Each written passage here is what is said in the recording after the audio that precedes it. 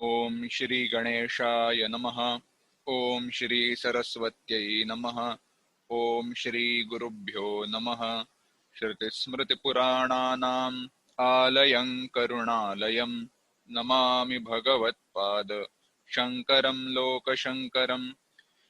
शङ्करं शङ्कराचार्यं केशवं बादरायणं सूत्रभाष्यकृतौ वन्दे भगवन्तौ पुनः पुनः। ईश्वरो गुरुरात्मेति मूर्तिभेदविभागिने व्योमवद्व्याप्तदेहाय दक्षिणामूर्तये नमः।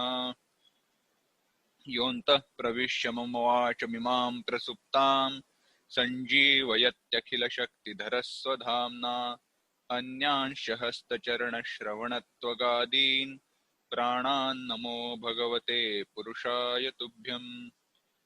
वंशी विभूषितकरान्नवनीरदाभात् पीताम्बरादरुणबिम्बफलाधरोष्ठात् पूर्णेन्दुसुन्दरमुखादरविन्दनेत्रात् कृष्णात् परं किमपि तत्त्वमहं न जाने।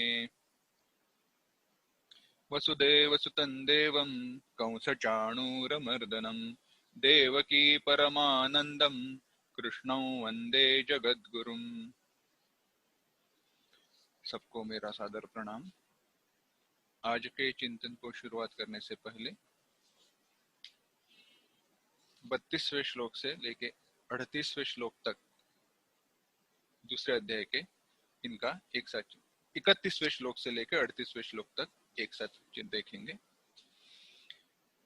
स्वधर्ममपि चावेक्ष्य न विकम्पितुमर्हसि धर्म्याद्धियुद्धात् श्रेयोऽन्यत् क्षत्रियस्य न विद्यते अथ चेत्त्वमिमं यदृच्छया चोपपन्नं स्वर्गद्वारमपावृतं सुखिनः क्षत्रियाः पार्थ लभन्ते युद्धमीदृशम् अथ चेत्त्वमिमं धर्म्यं संग्रामं न करिष्यसि ततः स्वधर्मं कीर्तिं च हित्वा पापमवाप्स्यसि अकीर्तिं चापि भूतानि कथयिष्यन्ति ते व्ययाम् संभावितस्य चाकीर्तिः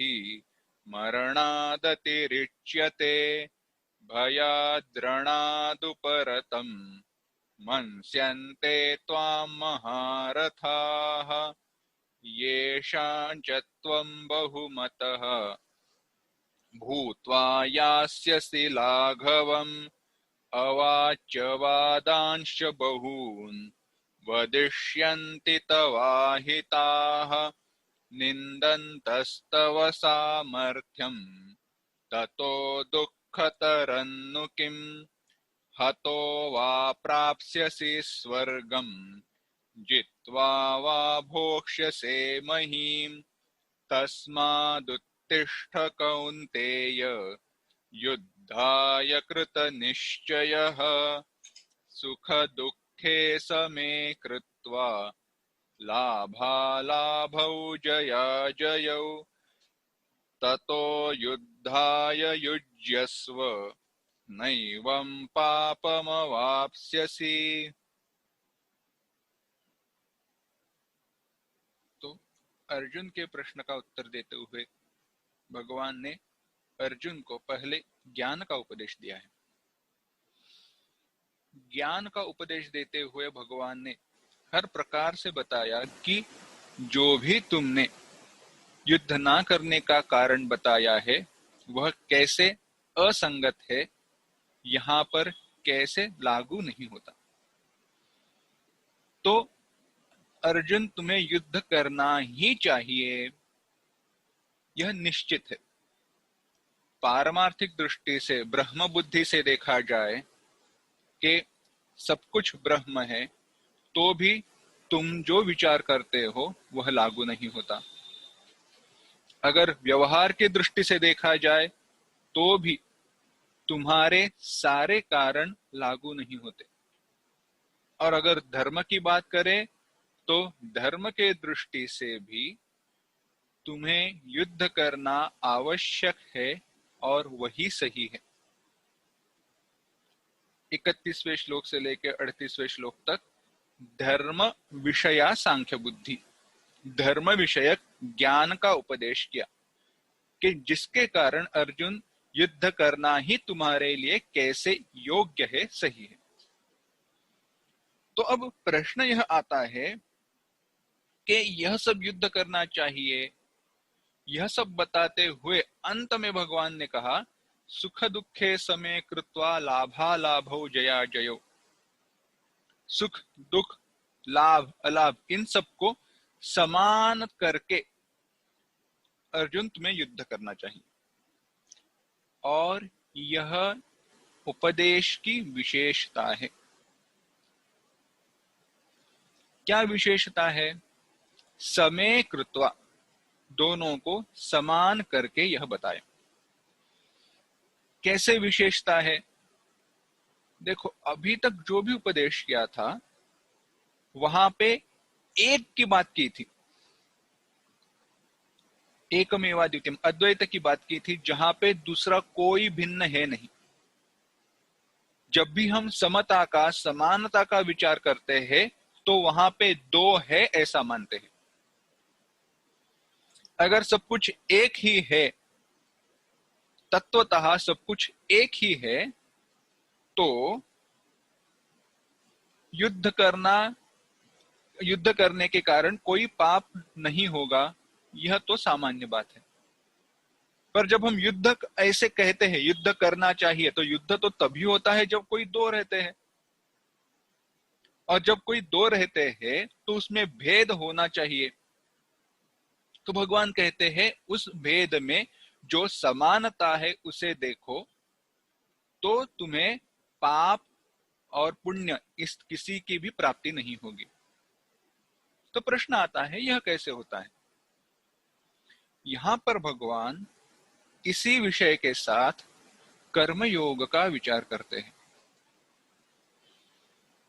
39वां श्लोक देखते हैं और सारे प्रकरण का आरंभ करते हैं, और ये कर्मयोग के विचार का प्रयोजन क्या है, क्यों बताया गया है, उसकी प्रस्तावना क्या है, इन सब का हम विचार करेंगे। भगवान कहते हैं 39वें श्लोक में, एषा ते विहिता सांख्ये बुद्धिर्योगे त्विमां शृणु। बुद्ध्या युक्तो यया पार्थ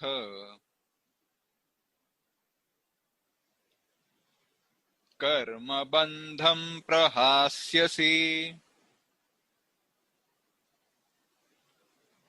एक साथ, एषा ते विहिता सांख्ये बुद्धिर्योगे त्विमां शृणु। बुद्ध्या युक्तो यया पार्थ कर्म बंधं प्रहास्यसि। भगवान कहते हैं, हे पार्थ, हे अर्जुन, एषा बुद्धि ही ते सांख्य अभिहिता। ऐसा बुद्धि ही, यह बुद्धि, सांख्य अभिहिता, तुम्हें ज्ञान योग के बारे में बताई है, सांख्य के बारे में बताई है। तू अब योगे इमाम, योगे माने कर्म योगे, इमाम बुद्धिम शृणु, ऐसी बुद्धि को जानो, ऐसी बुद्धि समझो। बुद्धि माने यहाँ पे विचारधारा या समझ ऐसे लेना, या जानकारी ऐसे समझना, तो समझने के लिए बुद्धि शब्द आसान हो जाएगा। यही बुद्ध्या युक्तो यया पार्थ, जिस बुद्धि से युक्त होकर कर्म बंधम प्रहास्यसि, तुम कर्म बंध को लांघ कर आगे बढ़ जाओगे, चले जाओगे। भगवान यहाँ पर अर्जुन से कह रहे हैं, अभी तक मैंने तुम्हें जो भी उपदेश किया, जो भी बुद्धि बताई, वह सांख्य ज्ञान योग के बारे में थी। अब ऐसी बुद्धि बता रहा हूं जिसको जानकर, जिसके द्वारा तुम कर्म के बंधन का त्याग कर दोगे। तो विचार आता है, भगवान ने कर्म के बंधन का त्याग कर दोगे ऐसे क्यों कहा? तो भगवत गीता के संपूर्ण उपदेश का हमें यहाँ पे विचार करना चाहिए। पहले मैंने बताया है, फिर से बता रहा हूं, यह जो दूसरा अध्याय है उसमें भगवत गीता के संपूर्ण उपदेश को यहाँ पे ग्रथित किया गया है, ऐसे समझो। सारे भगवत गीता में जो भी विषय बताए हैं वह सारे विषय दूसरे अध्याय में आए हैं। इसीलिए दूसरा अध्याय संपूर्ण भगवत गीता का एक लघु रूप है, पर भगवत गीता के उपदेश का तात्पर्य 15वें अध्याय में आया है। भेद क्या है वो हम बाद में जब विषय आएगा तब देखेंगे। अब यहाँ पे आते हैं। तो भगवत गीता में अभी जो दूसरे अध्याय में हम देख रहे हैं, भगवान ने उपदेश किया पहले ज्ञान का, कि केवल ब्रह्म है, तुम आत्मा हो, आत्मा ब्रह्म एक है, और तुम आत्मा हो जिसको काटा नहीं जा सकता, सुखाया नहीं जा सकता, नायम हन्ते न हन्यते, जिसका कभी विनाश नहीं होता, अविनाशी तो तद्विद्धि, और अगर जीव भी है वह तो नित्य है, जन्म मरण यह सारे शरीर के धर्म है। यह सारा उपदेश हो गया। पर उपदेश केवल इतना ही नहीं होता। वेदों ने उपदेश किया है, दो प्रकार का किया है। वेद मनुष्य को उपदेश क्यों करते हैं? बड़ा सुंदर वर्णन महात्माओं ने किया है। भाष्यकार अपने भाष्य में, केनोपनिषद के भाष्य में या और ईशोपनिषद के भाष्य में, दोनों जगह पर कहते हैं कि जीव की जो प्रवृत्ति है, सामान्य प्रवृत्ति है, वह अधोगति की तरफ है, पापात्मक है। मैं आपको एक सामान्य विचार बताता हूं, जो हम एथिक्स इस नाम से अब जानते हैं ना, एक नैतिक प्रवृत्ति, नैतिकता, इनके कारण ही हम सही वर्तन करते हैं। जब हम समाज में रहते हैं, संगठित स्वरूप से रहते हैं, तो कोई चीजों को हमने नैतिक और अनैतिक इन विभागों में बांट दिया है। और जो अनैतिक है, जो नीति के विरुद्ध है, समाज के सामान्य हित के विरुद्ध है, उसको हम करना नहीं चाहते। तो यह बताने की आवश्यकता क्यों हुई? यह बताने की आवश्यकता इसीलिए हुई क्योंकि वह करने की हमारी प्रवृत्ति है। जीव की अगर स्वाभाविक प्रवृत्ति पाप कर्म के तरफ है, जिसके कारण उसकी अधोगति होगी, ऐसी अगर प्रवृत्ति है तो उस प्रवृत्ति से उसको पुण्यात्मक प्रवृत्ति की तरफ, सही प्रवृत्ति की तरफ, सही कर्म की तरफ बढ़ाना चाहिए। और यह वैदिक कर्म करते हैं। वेदों ने कर्म का उपदेश किया। क्या करो? यज्ञ करो, पूजा करो, उपासना करो। क्यों करो? क्योंकि यह करने के कारण तुम्हें पुण्य की प्राप्ति होगी। मुझे पुण्य क्यों चाहिए? अगर तुम्हें पुण्य मिलेगा तो लोकांतर में तुम्हें स्वर्ग की प्राप्ति होगी। स्वर्ग क्यों चाहिए? स्वर्ग तुम्हें इसीलिए चाहिए जिसके कारण यहाँ पे जो भी सुखों का उपभोग तुम कर रहे हो, उससे कई गुना अधिक सुख तुम स्वर्ग में भोग पाओगे, उनका अनुभव कर पाओगे। अच्छा, हाँ, स्वर्ग में तुम्हें इससे भी कई ज्यादा अच्छे भोग मिलने वाले हैं। तो क्या करें? अभी जो भी प्रवृत्ति है उसको हटाकर वेदों ने कर्म का उपदेश किया। यानी जो पापात्मक प्रवृत्ति है उससे पुण्यात्मक प्रवृत्ति की तरफ लाने का काम कर्म करते हैं। और यहाँ पे कर्म शब्द का अर्थ है वैदिक और शास्त्रीय कर्म, खाना पीना सोना, इनको कर्म कहा नहीं जा सकता।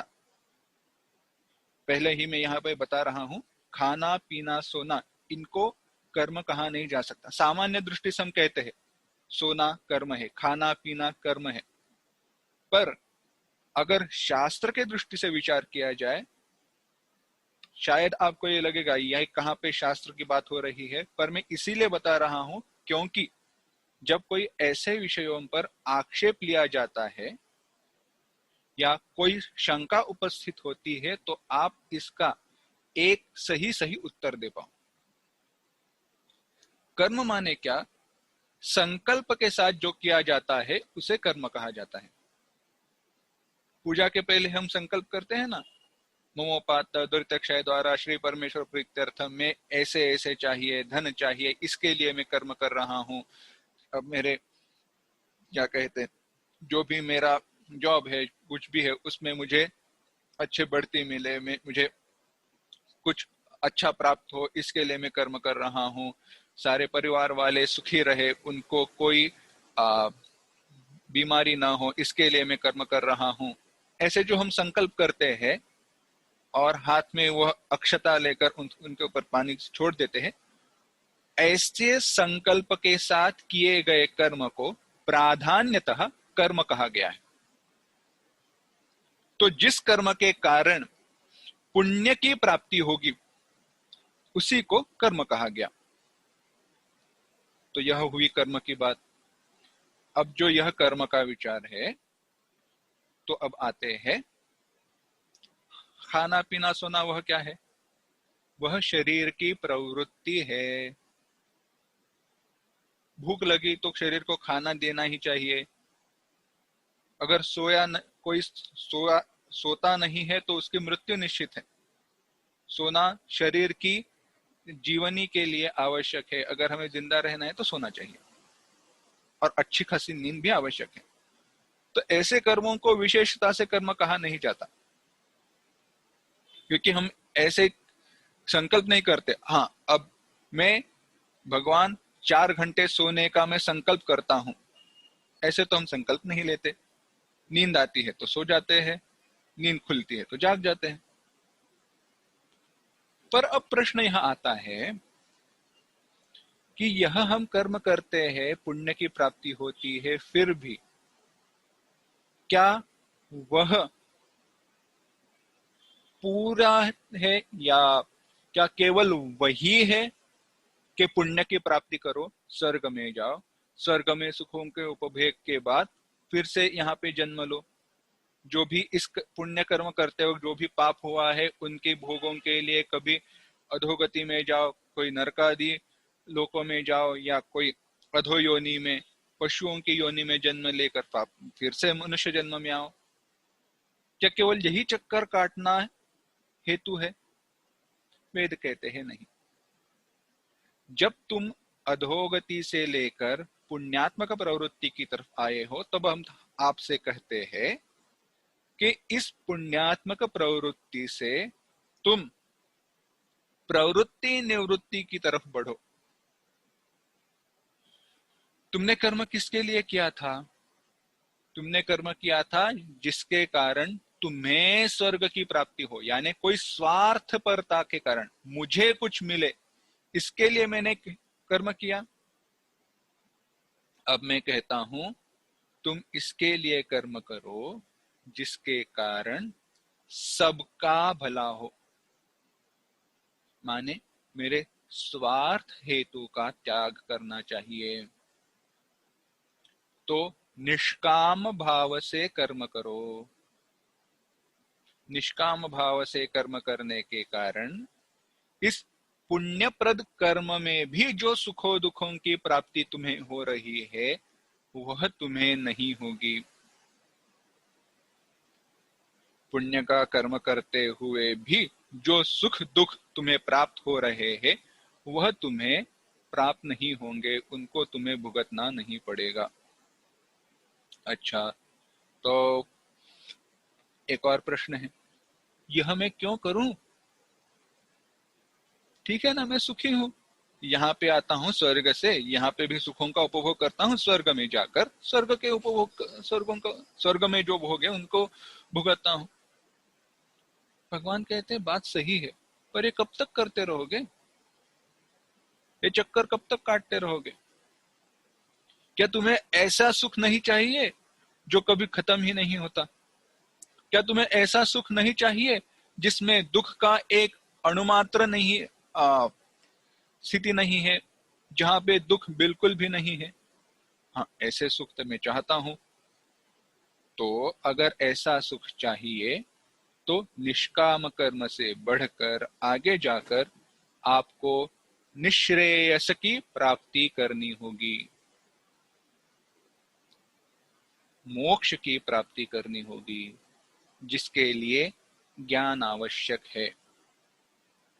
तो पहले ही ज्ञान क्यों ना प्राप्त करें? हाँ, पहले आप ज्ञान प्राप्त कर सकते हो, पर पहला जो आपका कर्मयोग का पेपर है वह अधूरा छूट गया है। इसलिए मैं उदाहरण देता हूं इसके बारे में, एटीकेटी का। कैसे है? एटीकेटी माने अलाउड टू कीप टर्म्स। कुछ पहले के पेपर रह गए हैं पहले ईयर के, लेकिन फाइनल ईयर में आप पूरे क्लियर हो। फाइनल ईयर में चाहे आपको 90% के ऊपर क्यों ना हो, लेकिन अगर पहले 2 पेपर रह गए हैं तो आपको डिग्री हाथ में नहीं मिलती। क्यों? क्योंकि हकदार नहीं हो ना आप उसके। यह केवल समझने के लिए है। यह उदाहरण पूरे के पूरे तरीके से वेदांत में लागू नहीं होता, पर मैं समझने के लिए बता रहा हूं। माने ज्ञान तो है, पर ज्ञान प्राप्त करके उसका परिणाम, उसका फल तुम्हें हाथ में नहीं मिलेगा, क्योंकि तुम उसके अधिकारी नहीं हो।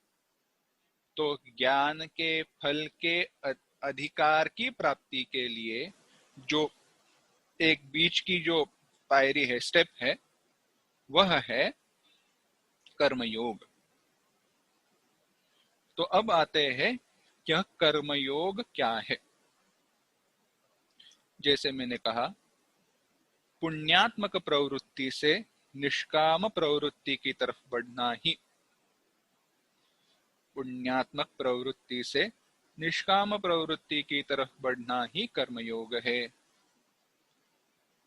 और ठीक तरीके से समझाइए, बस आसान है समझना। श्लोक में भगवान ने क्या कहा?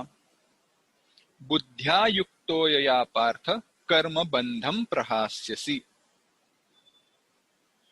ऐसे बुद्धि से युक्त हो जाओ जिसके द्वारा तुम कर्म के बंधन का त्याग कर दोगे। तो क्या कर्म का बंधन होता है? हाँ, कर्म बंधन होता है। कर्म का क्या बंधन होता है? अगर इसका विचार करें तो मैं आसानी से बताता हूं।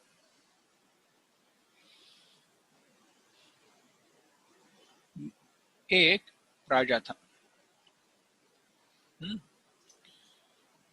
उसके राज्य का 100वां शताब्दी वर्ष था। यानी जब से उनके पुश्तियों में जब राज्य मिला था तो 100 वर्ष हुए थे। राजा बड़ा आनंदित था, खुश था। वह उसके राज्य में जो कारावास था वहां पे गया और सारे कैदियों को बताया कि तुम्हें जो कुछ भी चाहिए वह तुम्हारी मांग में पूरी कर दूंगा। वो कारावास भी बहुत अच्छा था, यानी कैदी वहां पे भी खुश थे।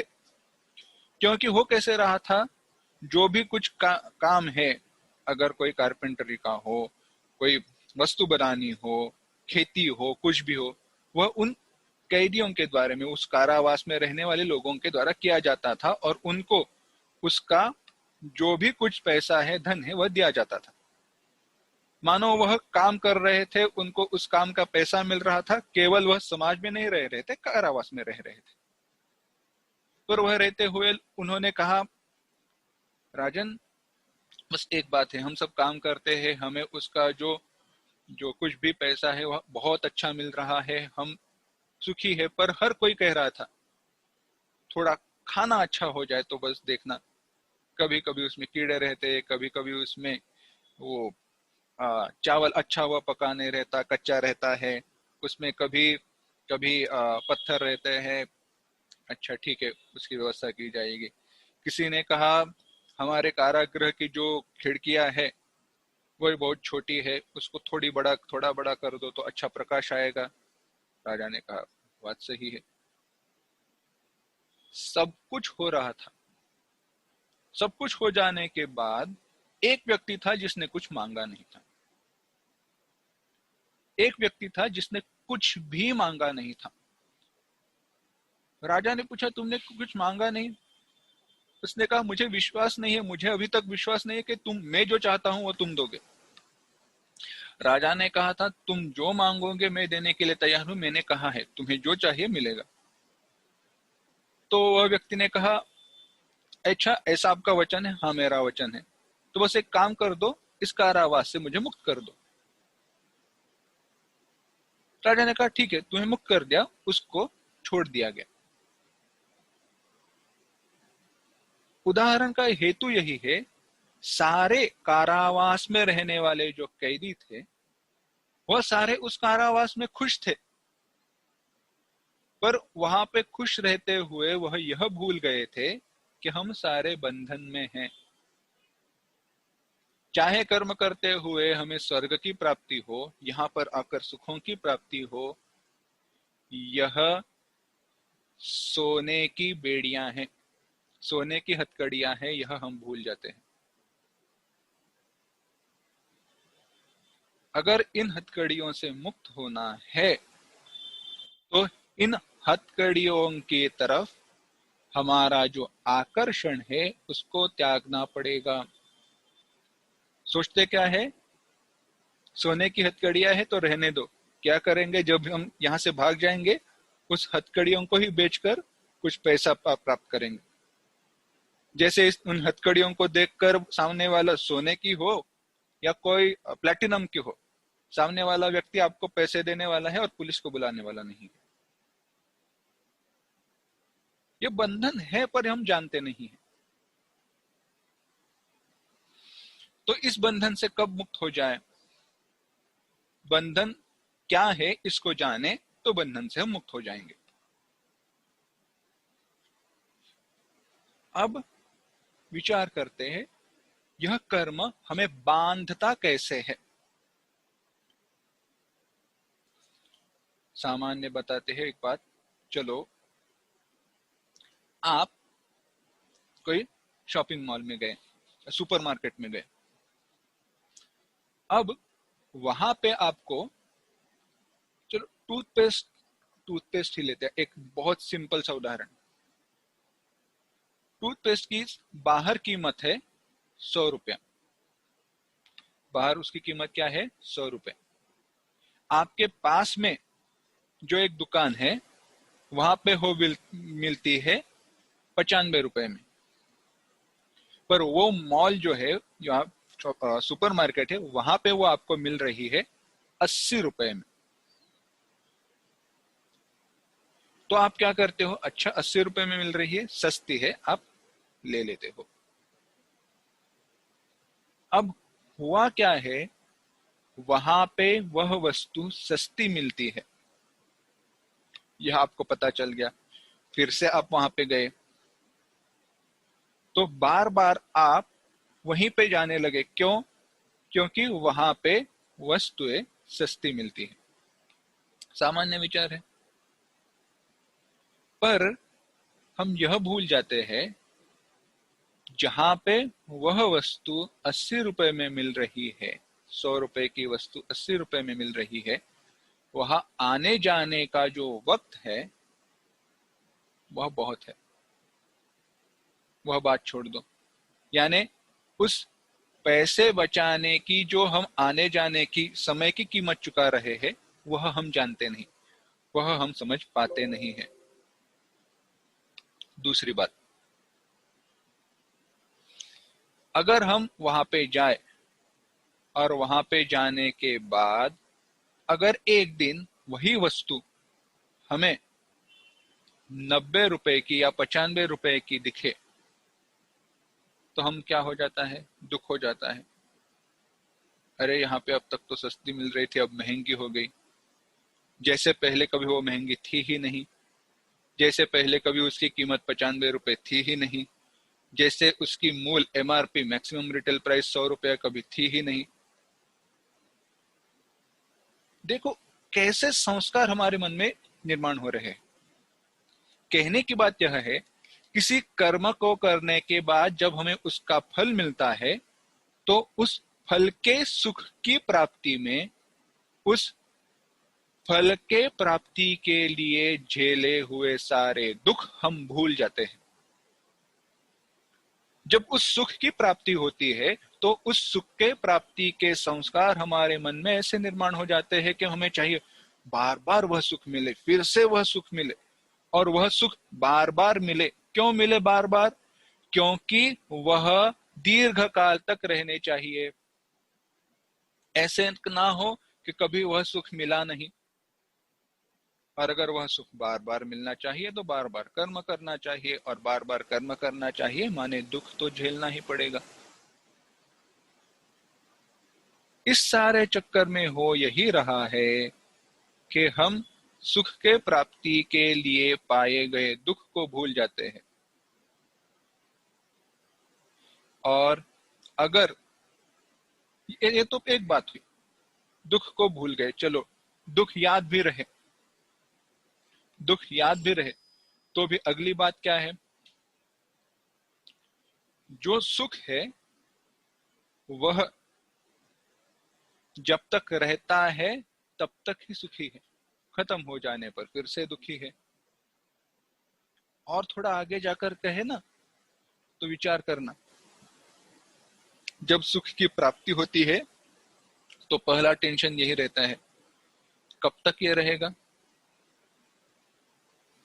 कैसे उसको टिका कर, कैसे प्राप्त करके रखा जाए जिसके कारण वह कभी दूर ना हो, कभी नष्ट ना हो, और नष्ट होने पर फिर से प्राप्त किया जाए।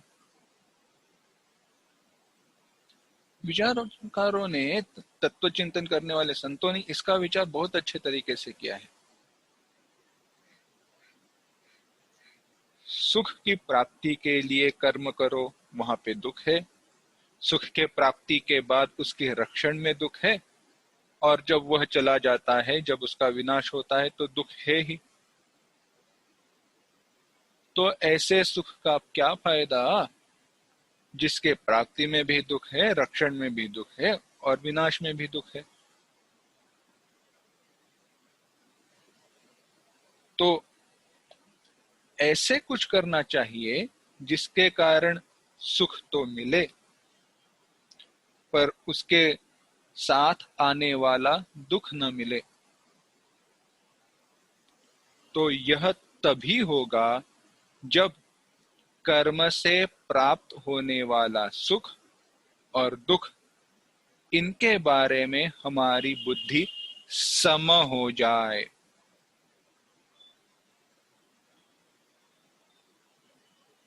बंधन का कारण कर्म से जुड़ा हुआ अगर सुख और दुख है, और अगर उनको हम सम, इक्वल कर दे, तो कर्म से प्राप्त होने वाला जो बंधन है वह चला जाएगा। अब इस सुख और दुख को सम कैसे करे? भगवान ने कहा, ऐसी बुद्धि जो कर्म योग की बुद्धि है। इसीलिए भगवान ने कहा, बुद्ध्या युक्तो यया पार्थ कर्म बंधम प्रहास्यसि। यह कर्मयोग का मूल विचार है। कर्मयोग क्या कहना चाहता है, अगर कोई आपको पूछे या अगर आपके मन में विचार आए तो यही बात ध्यान में रखनी चाहिए, बुद्ध्या युक्तो यया पार्थ कर्म बंधम प्रहास्यसि। जिस बुद्धि को लेकर मैं कर्म के बंधन को तोड़कर आगे बढ़ूंगा।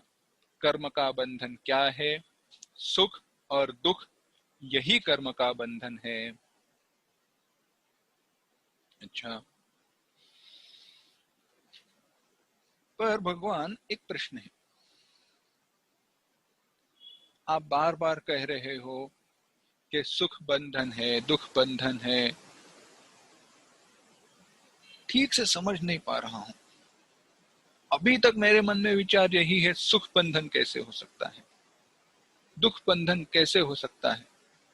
क्योंकि सुख की प्राप्ति के लिए दुख झेलने के लिए मैं तैयार हूं। अर्जुन, तुम ये ऐसे इसीलिए कह रहे हो क्योंकि सुख क्या है यह तुमने जाना नहीं है, और दुख कहां कहां से आता है यह तुम नहीं जानते हो। ऐसी क्या बात कर रहे हो भगवान? हाँ सुनो, तुम्हारे सुख की व्याख्या क्या है? और यह उपदेश हमारे लिए बहुत बड़ा है। हमारी सुख की व्याख्या क्या होती है? हमारी सुख की व्याख्या क्या है?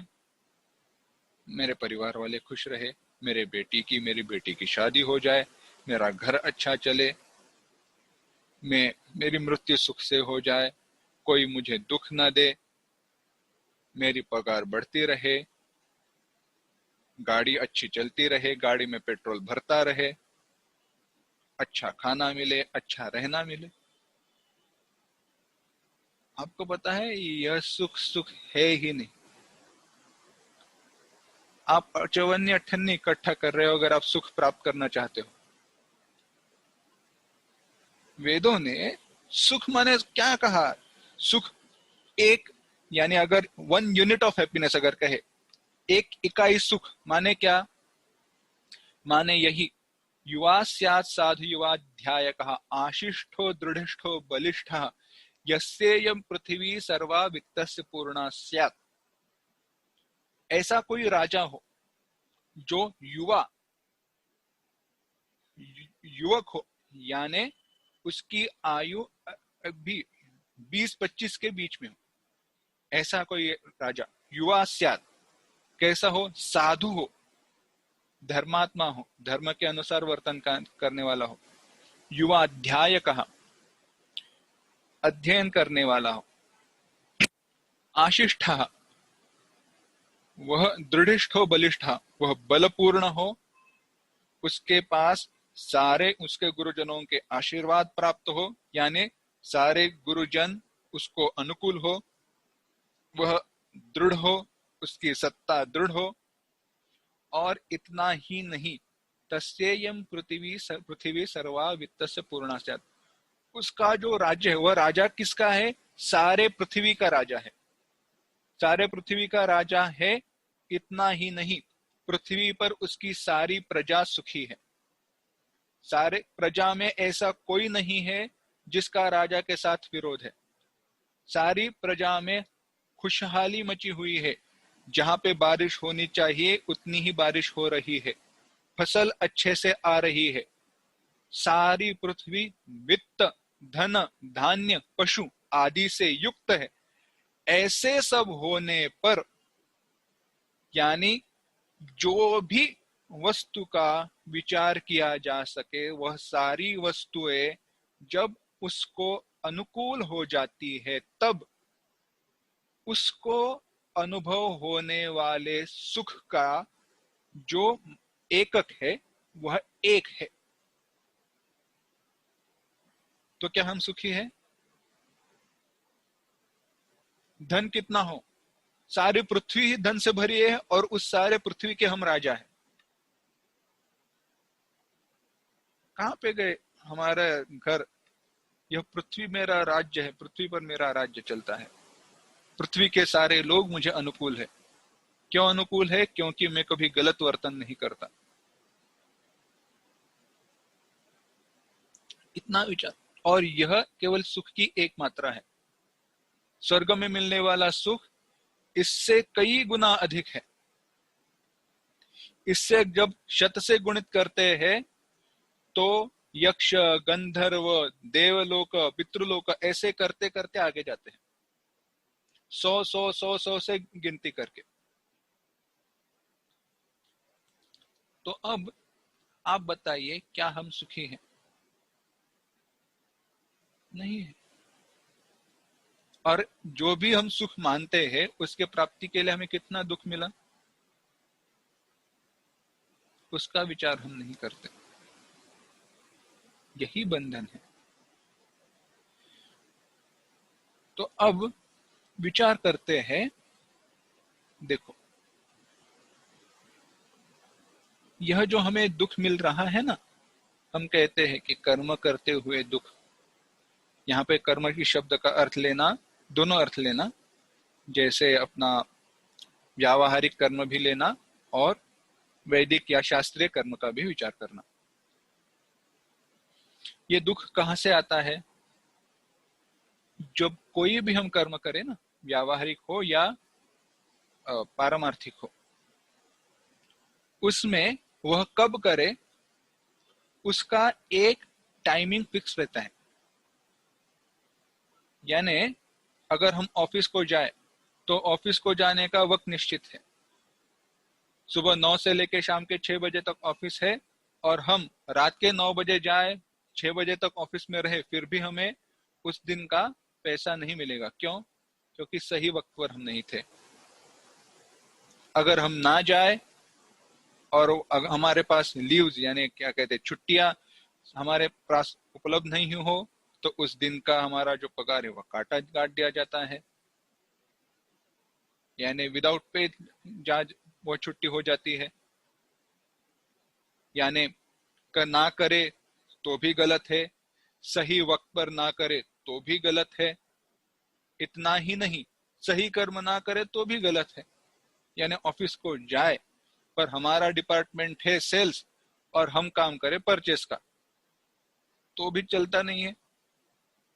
यानी जो हमारा अधिकार है वही कर्म करे, जो हमें दिया गया है वही कर्म करे। कितने सारे नियम, और इतने सारे नियमों का पालन करने के बाद मिला हुआ सुख कब तक रहता है? महीने के अंत तक। क्योंकि महीने के अंत तक रहता है, यानी मैं केवल एक क्या कहते हैं आपके सामने गणित जो भी कोई है बता रहा हूं। क्योंकि पगार जो मिलता है वह किसका मिलता है? महीने का पगार मिलता है। तो यह सब विचार करें तो बताओ, क्या हम सचमुच में सुखी है? हम मानते हैं हम अपने आप को कि हम सुखी है, पर सच में सुखी है नहीं। तो क्या करें? इसीलिए भगवान ने कहा कर्मयोग का आचरण करना सीखो। अब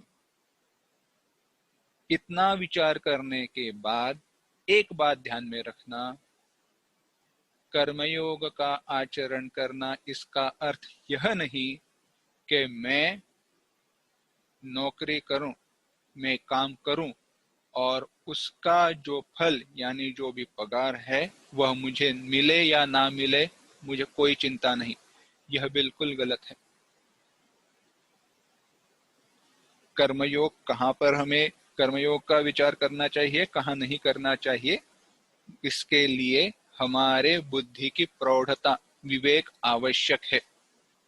विचार बाद में आएगा, पर उसके पहले कर्मयोग का महत्व क्या है वह देखते हैं।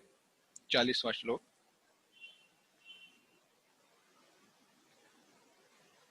नेहाभिक्रमनाशोऽस्ति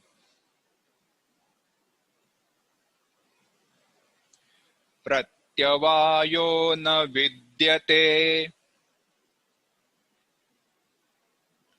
स्वल्पमप्यस्य धर्मस्य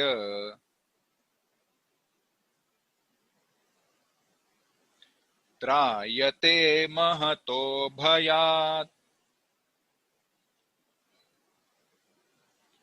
एक साथ, नेहाभिक्रमनाशोऽस्ति प्रत्यवायो न विद्यते स्वल्पमप्यस्य धर्मस्य त्रायते महतो भयात्।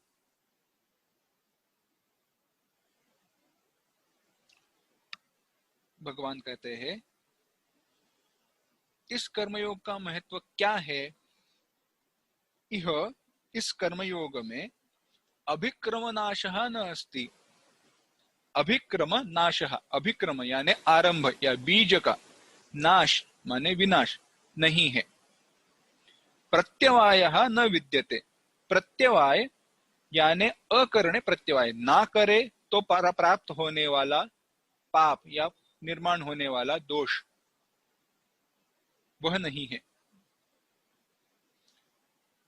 और क्या है, अस्य धर्मस्य, इस धर्म का, इस कर्मयोग का, स्वल्पमपि आचरणम, थोड़ा भी आचरण करे, थोड़ा भी साधन करे तो भी, महतः भयात् त्रायते, महतः महान से महान, बड़े से बड़े भय से यह हमें मुक्त कर देता है।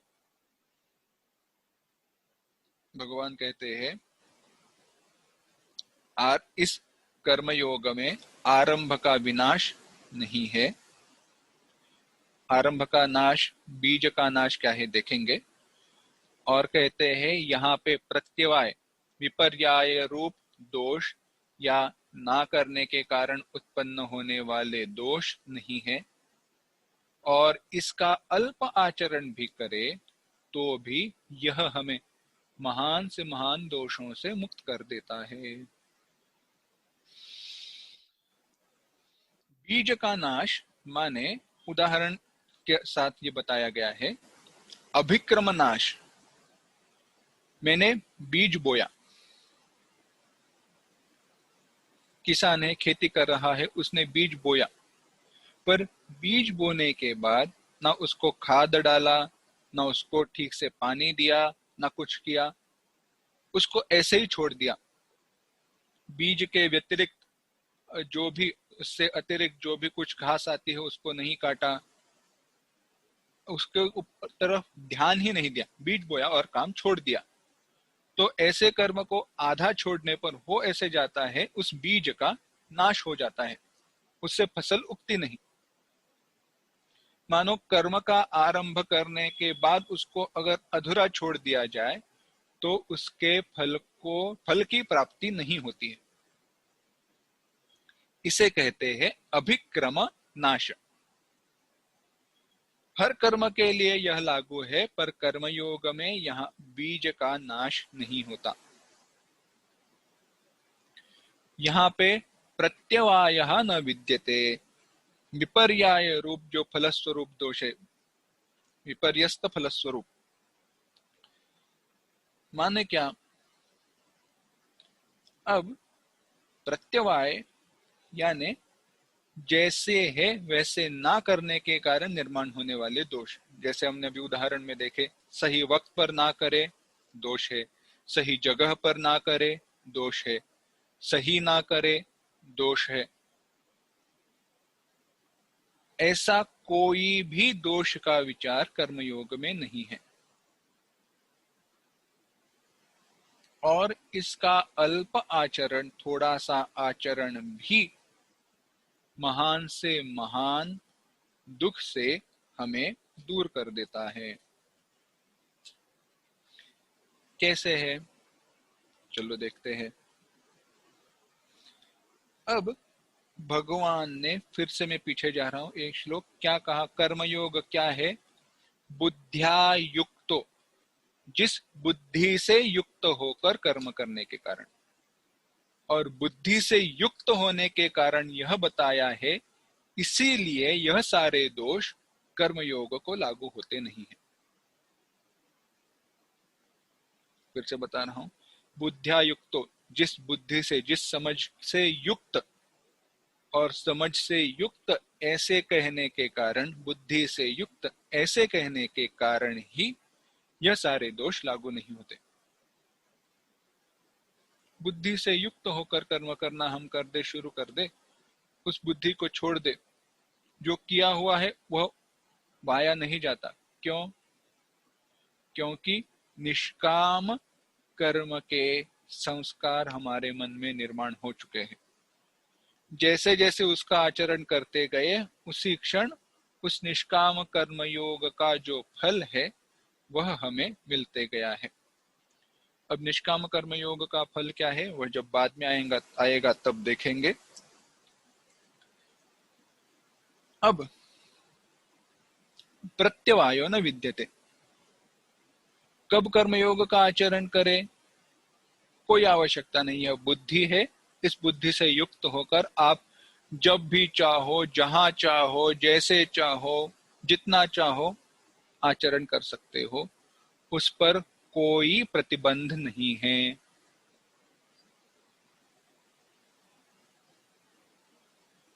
और आगे कहा स्वल्पमप्यस्य धर्मस्य, इसके अल्प आचरण भी,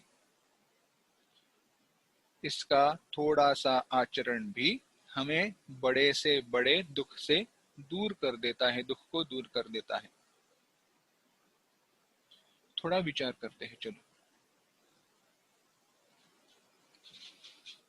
पहला बताया बुद्धि का।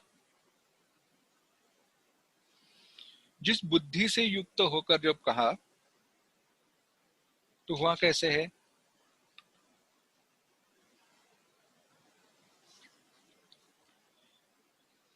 हमने यहां पे देखा था, कर्म करते वक्त मैंने बीज बोया, यानी बीज बोने के बाद उसके साथ जुड़े हुए कर्म मुझे करने चाहिए, तभी उस कर्म का मुझे फल मिलने वाला है। सही है? यानी जो भी मुख्य कर्म है उसके साथ जुड़े हुए छोटे छोटे कर्म करते रहने चाहिए, तब भी उस कर्म का फल मिलेगा। पर जब बुद्धि का विचार आता है, जिस बुद्धि से युक्त होकर, तो उसमें ना कोई आरंभ है ना कोई अंत है। अगर उदाहरण बताना है तो ऐसे देखना, आपको बताया गया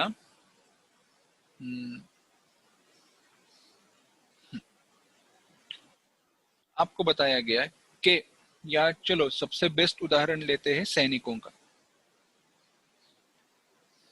सैनिक जब सीमा पर लड़ते हैं, शत्रु का सामना करते हैं, शत्रु से युद्ध करते हैं, तब क्या वो अपने आप के लिए करते हैं या देश के लिए करते हैं? देश के लिए करते हैं।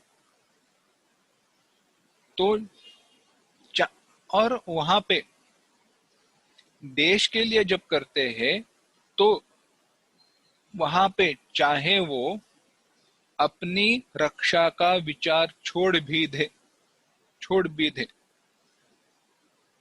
तो भी दोष नहीं है। वहां पे अगर देश की रक्षा करनी चाहिए तो पहला हेतु क्या है? एक सूक्ष्म विचार है, ठीक ठीक से समझना। अगर मैं जीवित रहूं तो शत्रु का सामना कर पाऊंगा। मैं जीवित रहूं तो शत्रु का सामना कर पाऊंगा, इसका अर्थ यह है मुझे ऐसे युद्ध करना चाहिए जिसमें मेरी मृत्यु के पहले जितने ज्यादा से ज्यादा शत्रुओं का नाश में कर पाऊं। यह विचार है। पर उसमें अगर मैं अपने रक्षण का विचार छोड़ दूं तो होगा क्या?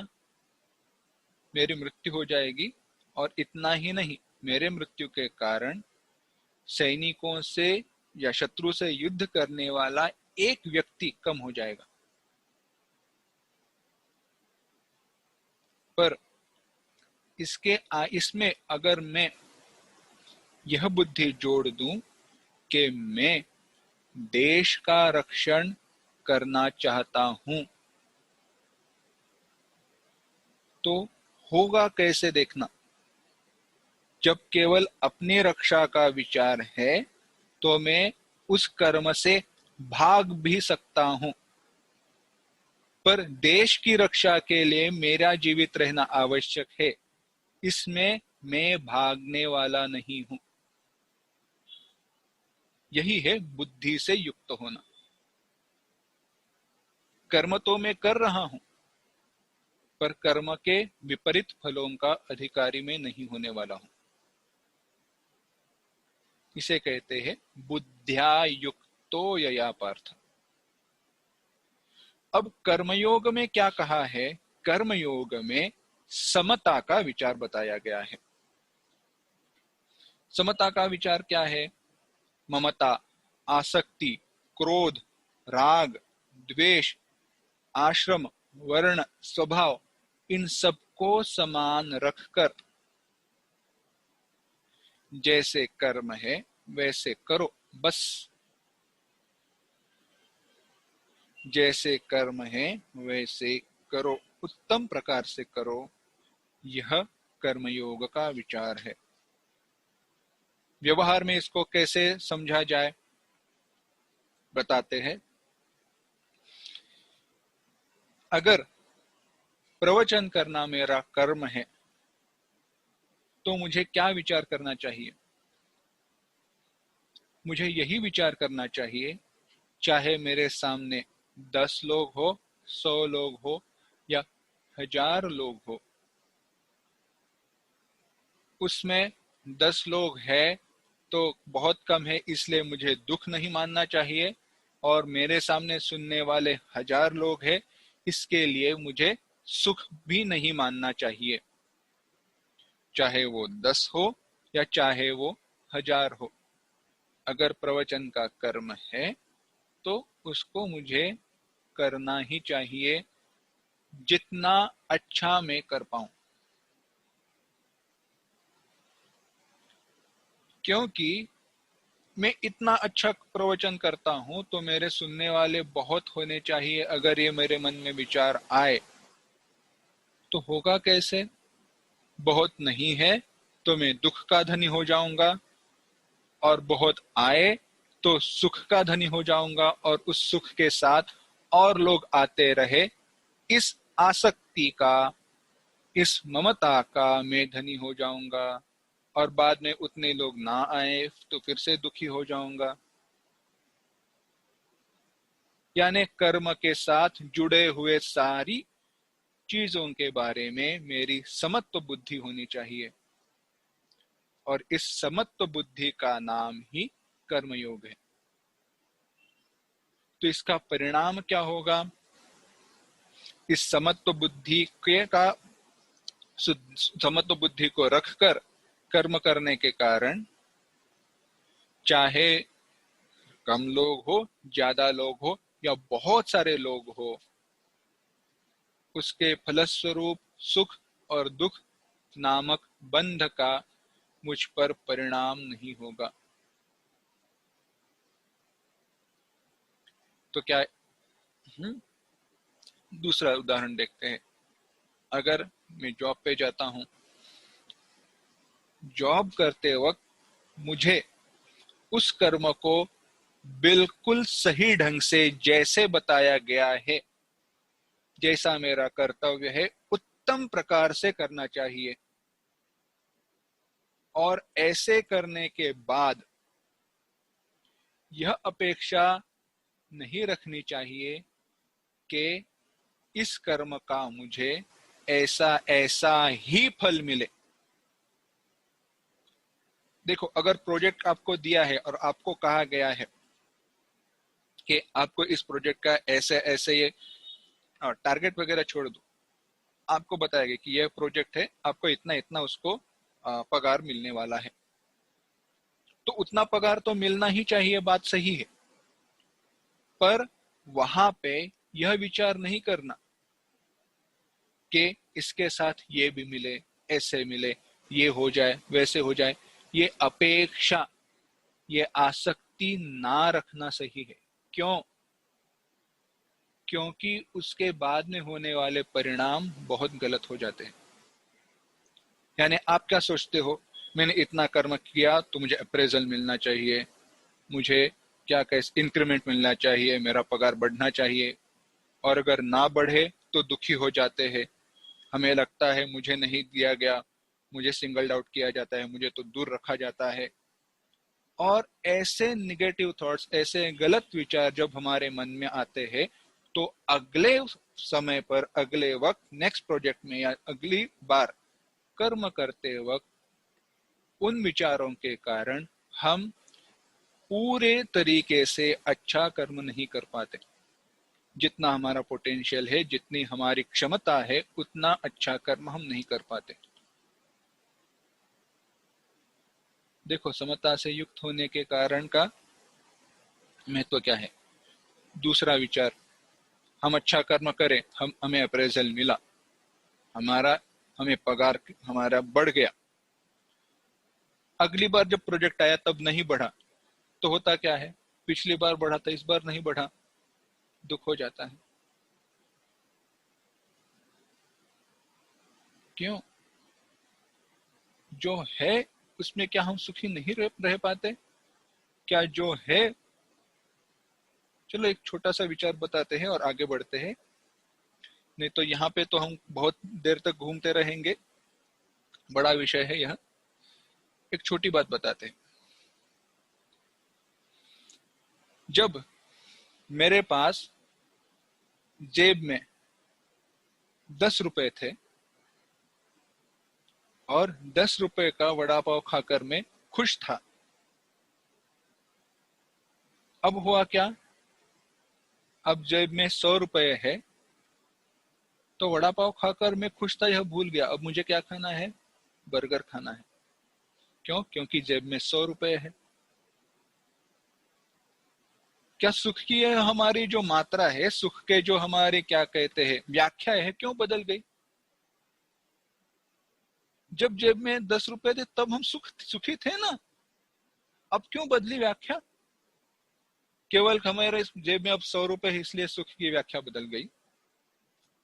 अगर और मजे की बात बताते हैं, जब वही 1000 रुपए हो जाते हैं तो 5 स्टार होटल में जाकर हम 150 रुपए का वड़ा पाव खाएंगे।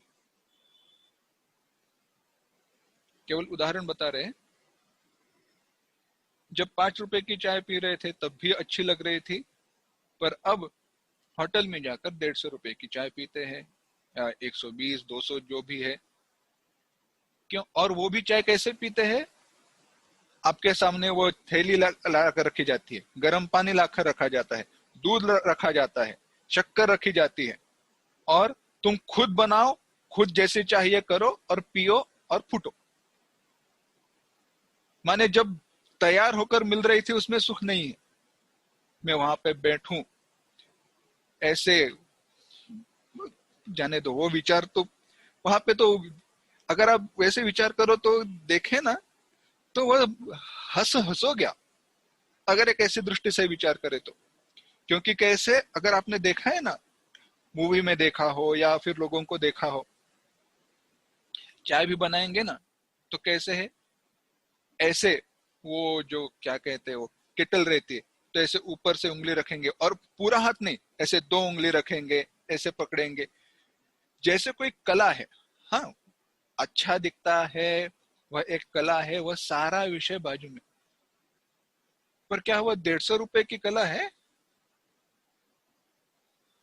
विचार करके देखिए, क्या उसके लिए हमें 150 रुपया देना चाहिए? नहीं। ये प्रैक्टिकल बातें हम भूल गए हैं, बस, बाकी कुछ नहीं। इसीलिए हमें व्यवहार में कर्मयोग की आवश्यकता है। अब यह कर्मयोग है, वह क्या क्या है, इसमें क्या क्या विचार आते हैं, सामान्यता से सामान्य विचार, सामान्य कर्म, इसके साथ इसका भेद कैसे है, तो इस सब का विचार अब भगवान बता रहे हैं।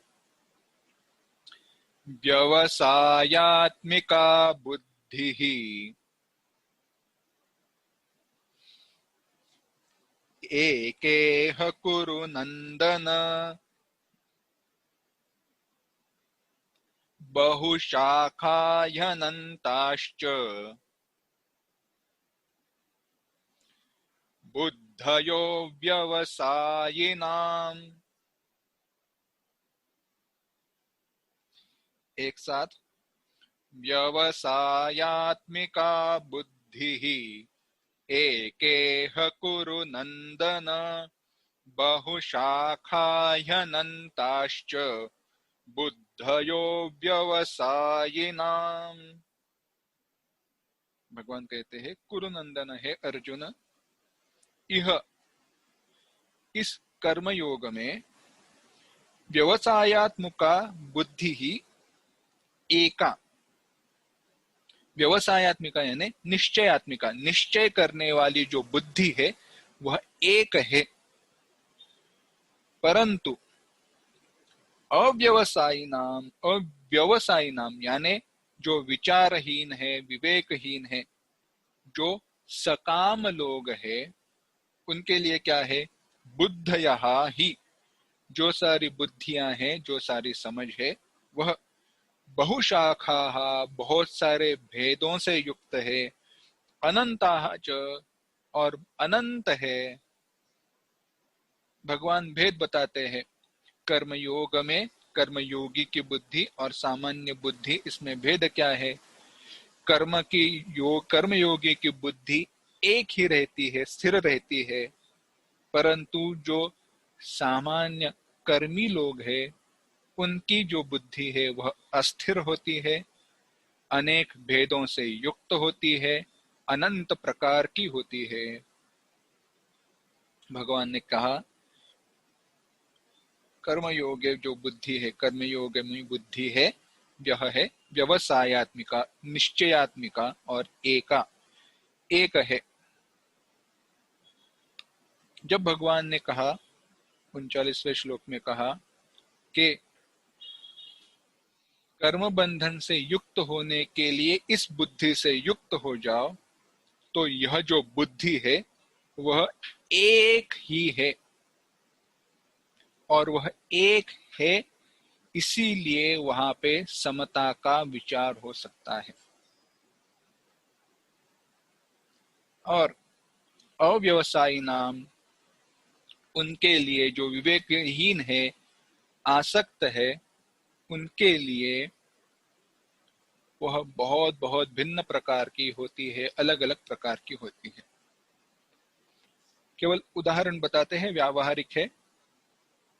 इस उदाहरण को शास्त्रीय कर्म से कृपा करके मत जोड़ना। कैसे मत जोड़ना वह भी मैं बताऊंगा, व्यवहार में कैसे चाहिए वह भी मैं बताता हूं। सामान्य कर्म है, एक सामान्य विचार है, क्या है, पानी पीना है। क्या करना है, पानी पीना है। अब वह जो पानी है वह आप मिट्टी के गिलास से पियो, कांच के गिलास में पियो, सोने के गिलास में पियो, स्टील के गिलास में पियो, पानी तो पानी है। तो कोई भी गिलास क्यों ना हो, पानी पीने का प्रयोजन क्या है, प्यास बुझ जाए, प्यास का बुझना प्रयोजन है। और अगर प्यास का बुझना प्रयोजन है तो गिलास ऐसा ही हो, ऐसी कोई आवश्यकता नहीं। थोड़ा आगे जाकर देखते हैं।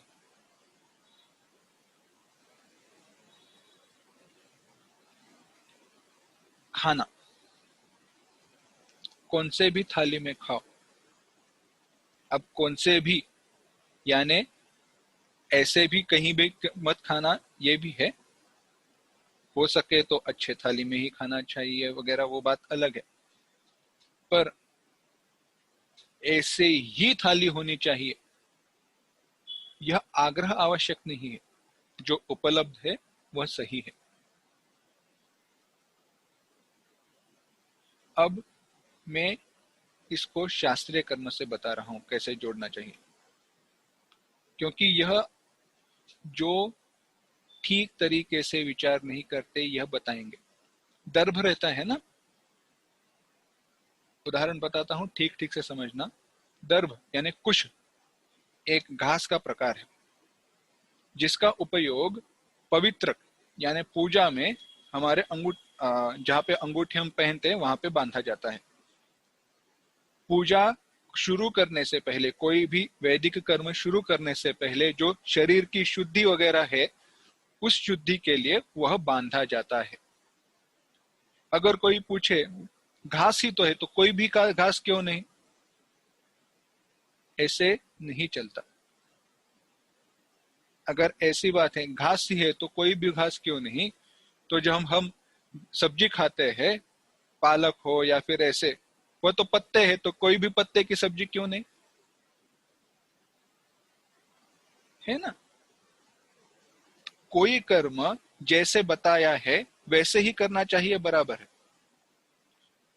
जहां पे विकल्प नहीं है वहां पे विकल्प नहीं है, पर जहां पर विकल्प उपलब्ध है वहां पे ऐसे ही चाहिए, ऐसे आग्रह की आवश्यकता नहीं है।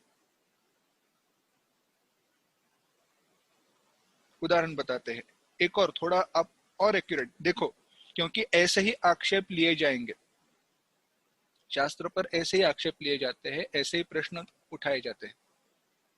एक और उदाहरण बताते हैं इसी प्रकार के बारे में।